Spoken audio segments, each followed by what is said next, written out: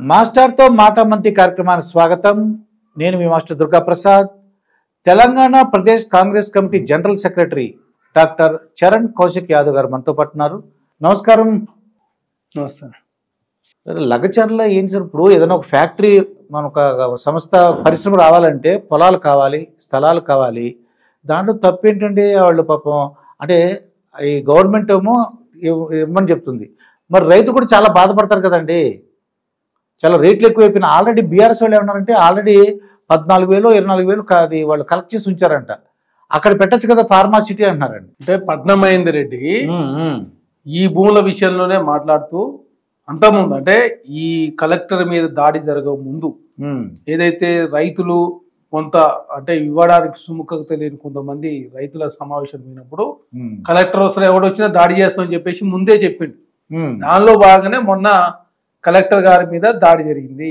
BRS party కావాలని ఉసుగొల్పి రైతుల ముసుగులో బీఆర్ఎస్ పార్టీ నాయకులు ఎంటర్ అయి ఈ కేసులో దాదాపు 17 మందికి అక్కడ రైతులకు భూములు లేవు. మొన్న ఏదైతే అరెస్ట్ చేసారో అందులో 17 మందికి భూములు లేవు. కలెక్టర్ గారు భూములు ఎవరైతే తీసుకుంటారో నోటిఫికేషన్ జారీ చేసిన దాంట్లో కూడా వారి పేర్లు కూడా లేవు. అంటే బీఆర్ఎస్ పార్టీ కావాలనే పట్నం నరేందర్ రెడ్డి గారు కేటీఆర్ గారితో 42 సార్లు ఈ సంఘటన జరగకముందు ఫోన్లో సంభాషించుడు.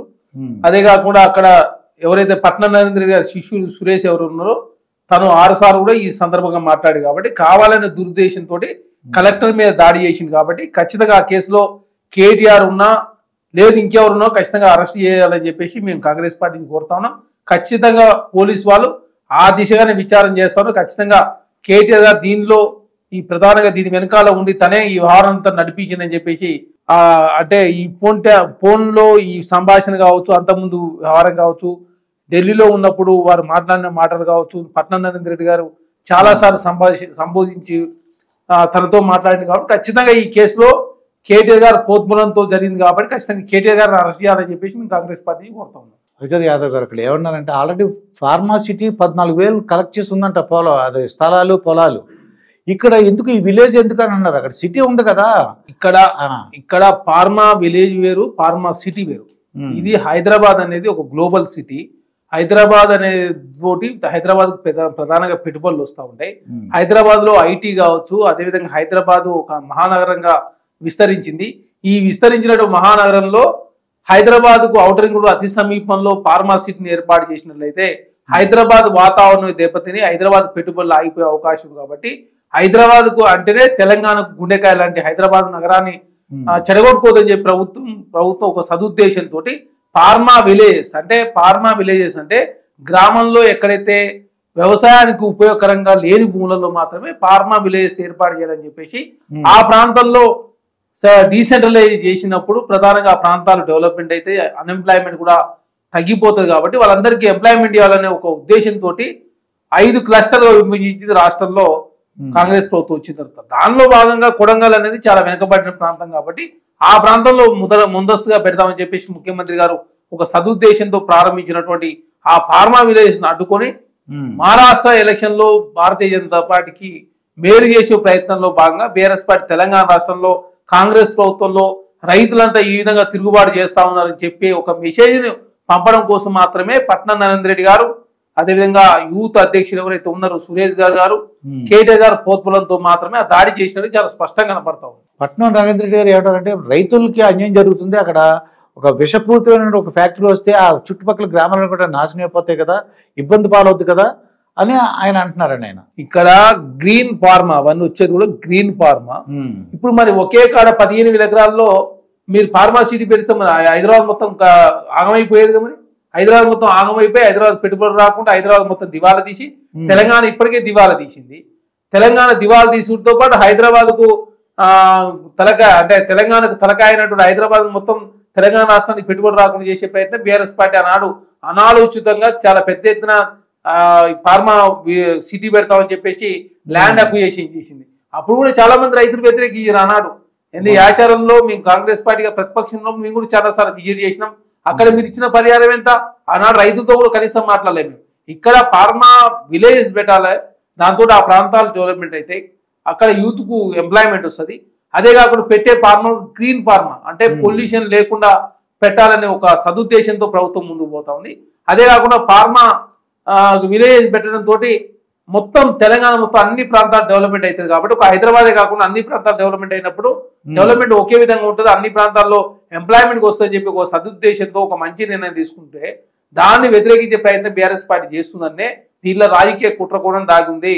కొడంగల్ అంటే ముఖ్యమంత్రి గారి నియోజకవర్గం కొడంగల్, వికారాబాద్ అంటే ముఖ్యమంత్రి గారి జిల్లా కాబట్టి అక్కడనే రైతులు తిరుగుబాటు చేస్తే రాష్ట్ర వ్యాప్తంగా ఒక మంచి ఇంపాక్ట్ పోతుంది, కాంగ్రెస్ ప్రభుత్వం మీద తప్పుగా ఆలోచన వస్తుంది ప్రజలలో అని చెప్పేసి ఒక దురుద్దేశంతో కేటీఆర్ గారు, పట్నం నరేంద్ర రెడ్డి గారు బీఆర్ఎస్ పార్టీ నాయకులతో కలిసి అక్కడ రైతుల ముసుగులో బీఆర్ఎస్ పార్టీ నాయకులే కలెక్టర్ గారి మీద అదేవిధంగా Kodangal urban development authority Venkat Reddy గారి మీద దాడి చేసిన చాలా స్పష్టంగా కనపడుతుంది. యాదవ్ గారు ముఖ్యమైన అంటే ముఖ్యమంత్రి రేవంత్ రెడ్డి గారి బంధువులే ఈ ఫ్యాక్టరీని పెడుతున్నారు, ఈ ఫార్మాసీ పెడుతున్నారు, వాళ్ళకి అంటగట్టడానికి ఇలా ఇంత అన్యాయంగా అక్రమంగా మా భూములు లాక్కుంటున్నారని వాళ్ళ ఆరోపణ అండి. లేదు, ఇక్కడ ప్రధానంగా ఈ రోజు టి రామ్మోహన్ రెడ్డి గారు పరిగి శాసనసభ్యులు వారు చాలా స్పష్టంగా నిజంగానే ముఖ్యమంత్రి గారికి సంబంధించిన అల్లుడో బంధువులు నిజంగానే ఫార్మా కంపెనీలు పెడితే నా పదవికే నేను రాజీనామా చేస్తాను, మీకు సిద్ధం అని చెప్పేసి తనే చాలా స్పష్టంగా సవాలు విసినాడు. ముఖ్యమంత్రి గారు కూడా చాలా స్పష్టంగా మాట్లాడాడు. ఇక్కడ ఫార్మా విలేజ్ సంబంధించి మా బంధువులు కానీ మా కుటుంబ సభ్యులు ఎవరు మేము పెడతలేం, ఓన్లీ రైతుల ప్రయాణాలు దృష్ట్యా అదేవిధంగా గ్రామీణ ప్రాంతాలు పెద్ద ఎత్తున డెవలప్మెంట్ జరగాల, డెవలప్మెంట్ అనేది డీసెంట్రలైజేషన్ ఉండాలని చెప్పేసి వెనుకబడిన ప్రాంతాల్లో కొడంగల్లో నేను పెట్టుకుందామని చెప్పేసి ఏర్పాటు చేసి చూసి ఓరలేక బీఆర్ఎస్ పార్టీ ఆనాడు కొడంగల్ను పట్టించుకోలేదు. ఇప్పుడు మేము చేస్తున్న డెవలప్మెంట్ చూసి ఓరలేక అనవసరంగా రాష్ట్ర వ్యాప్తంగా ఇంపాక్ట్ ఉండాలని చెప్పేసి ఏకంగా కొడంగల్ నుంచే రాజకీయ కుట్రలో భాగంగా కలెక్టర్ గారి మీద వెంకరెడ్డి గారి మీద దాడి చేసిందని చెప్పి చాలా స్పష్టంగా ముఖ్యమంత్రి గారు ఒప్పుకున్నారు. ఇక్కడ ముఖ్యమంత్రి గారు బంధువులు లేరు, అల్లుళ్ళు లేరు, లేకపోతే ముఖ్యమంత్రికి సంబంధించిన ఎవరు కూడా అక్కడ ఫ్యాక్టరీ పెడతలేరు. ఓన్లీ అక్కడ పెట్టే వాళ్ళంతా కూడా బయటి వ్యక్తులు, వారి పెట్టుబడితో వాళ్ళు పెడతా ఉన్నారు. రాష్ట్ర ప్రభుత్వం ఓన్లీ ల్యాండ్ మాత్రమే అక్వైర్ చేసి వాళ్ళకి ఇస్తారు. అక్కడ కూడా పెట్టేది గ్రీన్ ఫార్మా, దానిలో భాగంగా అక్కడ స్కూల్స్ వస్తాయి, ఇన్ఫ్రాస్ట్రక్చర్ వస్తాయి, రోడ్స్ వస్తాయి, అదే కాకుండా ఆ ప్రాంతం డెవలప్మెంట్ అయితే వాళ్ళందరికీ ఉద్యోగాలు వస్తాయి. కాబట్టి దాని మూలంగా మాత్రం రాష్ట్ర వ్యాప్తంగా ఎంప్లాయ్మెంట్ క్రియేట్ చేయాలని ఒక సదుద్దేశంతో ప్రభుత్వం ముందుకు పోతుంది. అదే యాదవ్ గారు మీ ఉద్దేశం ఏంటంటే, కాంగ్రెస్ ముఖ్యంగా ఉద్దేశం ఏంటంటే అందరూ ఆరోపిస్తుంది ఎటువంటి పరిస్థితుల్లోనూ కేటీఆర్ని అరెస్ట్ చేయాలి. ముందు టెలిఫోన్ ట్యాపింగ్ అన్నారు, తర్వాత కార్ రేస్ అన్నారు, ఇప్పుడేమో ఈ పొలాలకి కలెక్టర్ని కొట్టించాడు కేటీఆర్ అని చెప్పేసి మీరు అరెస్ట్ చేయాలని ఏదో అంకతో మీరు ప్రయత్నిస్తానని వాళ్ళు అంటున్నారు. కేటీఆర్ అరెస్ట్ అవుడు ఖాయం అనేది చాలా స్పష్టం. ఎందుకంటే కార్ రేసింగ్ వ్యవహారంలో వారి పేరు అరవింద్ కుమార్ గారు చాలా స్పష్టంగా చెప్పిండు. వారి మౌఖిక ఆదేశానుసారం నేను ట్రాన్స్ఫర్ చేసినని చెప్పిండు. హెచ్ఎండిఏ బోర్డు అనుమతి లేకుండా, సెంట్రల్ ఎలక్షన్ కమిషన్ కోడ్ ఉన్నప్పుడు అనుమతి లేకుండా, అదే కాకుండా ఫెమా ఆర్బీఐ అనుమతి లేకుండా అకౌంట్లో ట్రాన్స్ఫర్ చేసింది. కాబట్టి ఆ కేసులో కేటీఆర్ అరెస్ట్ అయ్యే అవకాశం చాలా స్పష్టంగా ఉంది. దానికోసం 17A కింద గవర్నర్ గారు అనుమతి కోరిన, గవర్నర్ గారు అనుమతి ఇస్తే ఏసీబీ విచారణ చేసి అరెస్ట్ చేసడానికి చాలా అవకాశం ఉంది. కాకపోతే ముందస్తుగానే కుట్ర కోణంగా ఏకంగా ఎట్టైనా అరెస్ట్ అవుతుందని చెప్పేసి తెలంగాణ రాష్ట్రంలో గందరగోళం క్రియేట్ చేసే ప్రయత్నం బీఆర్ఎస్ పార్టీ చేసింది. బీఆర్ఎస్ పార్టీ భారతీయ ఒకటే తెలంగాణ రాష్ట్రంలో గలాట క్రియేట్ చేస్తే ఈ ఇంపాక్ట్ మహారాష్ట్రలో ఉంటుంది. మహారాష్ట్రలో కాంగ్రెస్ కూటమి రావద్దంటే తెలంగాణలో గెలిచినటువంటి కాంగ్రెస్ ప్రభుత్వము అక్కడ రైతులను హింసిస్తా ఉందనే ఒక మెసేజ్ పంపించడం కోసం మహారాష్ట్ర రైతాంగాన్ని భారతీయ జనతా పార్టీ పోయే విధంగా మాత్రమే BRS party Bharatiya Janata party కుట్ర చేసినట్టుగా చాలా స్పష్టంగా కనపడతాం.